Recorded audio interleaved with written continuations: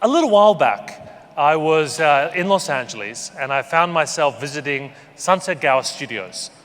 I was actually heading onto the set of a new TV show. It's called Heroes Reborn. And I was meeting the showrunner and creator, Tim Kring. Now, if you remember, about 10 years ago, when Heroes first started, it was one of the most popular shows in the world. In fact, it had 76 million fans.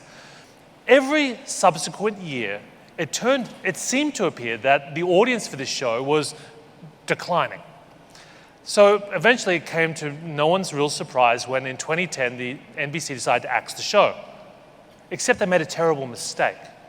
You see, when they looked back now on what they did in 2010, they realized they'd got the maths wrong. They were studying how people were watching conventional television. But actually the real audience of this show had already changed their behavior. They were watching it online, they were downloading it, they were streaming it, legally and illegally. And when they added those numbers up, they realized that in the year they decided to cancel Heroes, it was the most popular show on television. So they're bringing it back this year. So, I was talking to Tim about this, and he said, in some sense, this decision represents one of the sea changes we're now seeing in media. The fact that traditional media have realized that the next generation have already changed their media habits. I said, well, this is good news. He says, well, I'm not sure. Because when I look at my own kids, the celebrities they identify with are not the ones on television. They're the ones on YouTube. And in fact, when Variety magazine did a study of who are the top 25 celebrities that the next generation most identify with, you can see all the ones in red, they're all YouTube stars. The top 5 celebrities that the next generation identify with are all people that were discovered on the internet. So the question I've got for you to consider is not so much what is the future of media, but rather what else in the future will be media. What I mean by this is that media, in a sense, is just addressable attention. In the old days, when you bought magazines or television or radio or print ads, what you were actually buying was the knowledge that someone at some point in time would be giving their attention to this particular form of media. And you were trying to insert yourself into that attention stream. But in the 21st century, we don't need to think like that. Because with data and with devices and sensors, there are so many other behaviors that we can say, right, someone's paying attention right now. But more than that, we know something about that attention. This is the future of media. So what are some of those behaviors that we can now start to address? Well, here's one. How are people feeling? Look at the devices you now are carrying, or you will be carrying in the near future.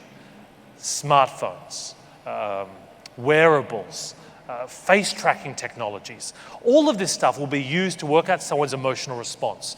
Your Apple Watch will be able to work out what your pulse rate is. And if you're not wearing an Apple Watch, they can actually just use cameras to look at how your face is the facial discoloration, which can be used to estimate your pulse rate as well. There are so many forms of biosignal sensors that will work out whether someone is emotionally engaged. So would you rather buy a TV ad, or would you rather buy an ad that is triggered at the point when somebody is excited? Emotional engagement will be a key metric in the future. We'll also start to look at where are people and what are they doing? So iBeacons and sensors is something that you're seeing more and more now in retail environments. Macy's deployed a trial. In the travel space, Marriott, with their local perks, have also been one of the first players to experiment with this idea. And what this technology does is that it doesn't just say somebody is in a specific area. They can actually micro-target where that person is in the building. So as they walk past a day spa, they might get a voucher, to be offered to come in. Or if they're walking past a restaurant, they might say, if you order a meal now, you get a free drink.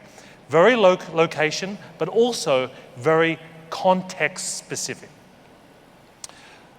The third thing that we're also going to start to track is what are people considering to be memorable. Time did a study of what they called the selfiest cities in the world.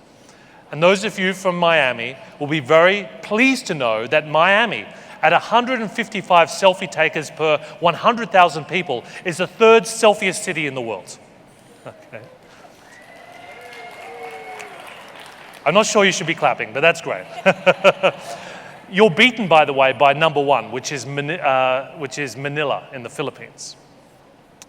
When people take photos, it's a great indication not just of user-generated content.